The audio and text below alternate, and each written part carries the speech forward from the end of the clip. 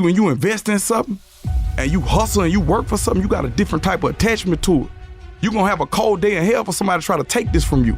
We live by this, we die by this. We don't surrender, we don't retreat. And your brain is the most powerful weapon. Your brain is the most powerful weapon in the world.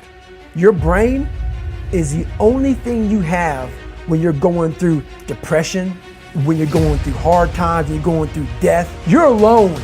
You're alone. You may have a shrink you're going to, you may have a best friend you're going to, but there's 24 hours in the day where you're alone in this brain.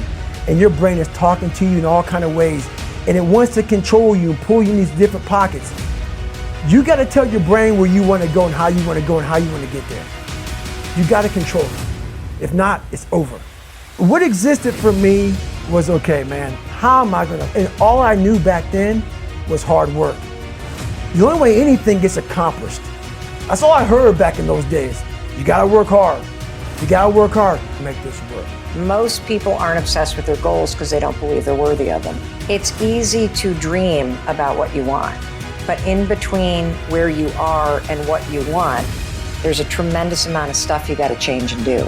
You have to do the work to change so that you can be the happy, fulfilled person that you were born to be. Most of this generation quits the second they get talked to. It's so easy to be great nowadays. Most people are weak. This is a softened generation. So if you have any mental toughness, any ability, if you have any fraction of self-discipline, the ability to not want to do it but still do it. People have a hard thing understand. I hate to run. Why do you run if you hate it? What are you talking about? I don't want to take showers and eat either. I hate that too. That's life, man. It wasn't until I changed that mentality that I became somebody. If you can get through to doing things that you hate to do, on the other side is greatness. That's what people understand. By me running, I am callous in my mind. I'm not training for a race. I'm training for life. I'm training my mind and my body and my spirit so it's all one, so I can handle what life is going to throw at me. Because the life I've lived, it throws a whole bunch at you. And if you're not physically and mentally prepared for that, you're just going to crumble and you're good for nobody. And that's why I talk about the warrior mentality. And that's why so many people are lost when I start talking. You have the right. You're lucky that you don't have to think like warriors think. You're very privileged. I chose this world to be a warrior. And I would choose it again if I came back to this world. But the mentality of a warrior is very different than the normal mentality. So to be a warrior, why people don't understand me, I'm glad you don't understand me. Merry Christmas, good on you. Because being a warrior takes a whole different mindset. Your mentality changes. I may not live. You gotta accept that. And that's the mentality you have. Everything I do, I'm not really comfortable doing. That's with life. If you're choosing to do something, attack it. Because they're gonna remember you as not attacking it. So I want to be remembered. You can hate me, but there's one thing you can't say about me. I didn't attack it. So that's the mentality you have. If you're gonna do something, you might as well attack it, because you can do it anyway. The only thing you do for success, there's no discount. It's sweat, it's blood, it's tears. There is no discount. You can't get 50% off. It's sweat, it's blood, it's tears. There are no shortcuts to success. Stop thinking they are, and stop wanting people to put you somewhere that you didn't earn. Most people never achieve their goals because most people suffer from possibility blindness.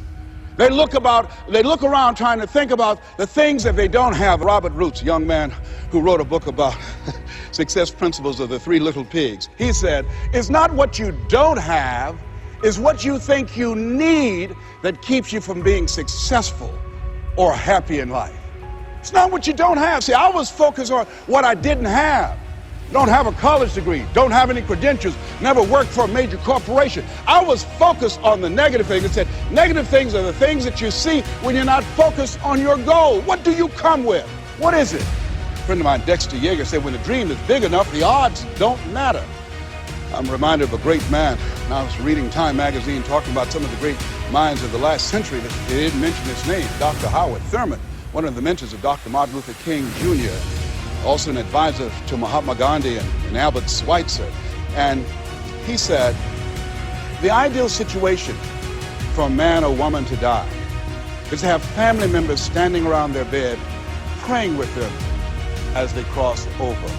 But imagine, if you will, being on your deathbed and standing around your bed, the dreams given to you by life, the ideas that you never acted on, the talents, the gifts, the abilities that you never used.